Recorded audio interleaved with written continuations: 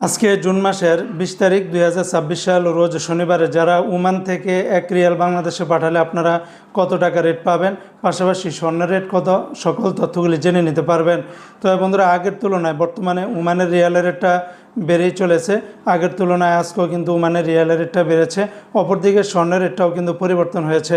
তো আজকে যারা ওমান থেকে 24 ক্যারেটের প্রতি গ্রাম স্বর্ণ ক্রয় করবেন 52 রিয়াল 650 পয়সা, 22 ক্যারেটের প্রতি গ্রাম 49 রিয়াল 150 পয়সা। এটা ছিল ওমানের মালাবার গোল্ডের রেট। অপরদিকে আরেকটা কোম্পানিতে 24 ক্যারেটের প্রতি গ্রাম 51 রিয়াল 452 পয়সা, 22 ক্যারেটের প্রতি গ্রাম 47 রিয়াল 166 পয়সা, 21 ক্যারেটের প্রতি গ্রাম 45 রিয়াল 329 পয়সা, 18 ক্যারেটের প্রতি গ্রাম 38 রিয়াল 589 পয়সা। এটা ছিল আল বুরাক কোম্পানির রেট।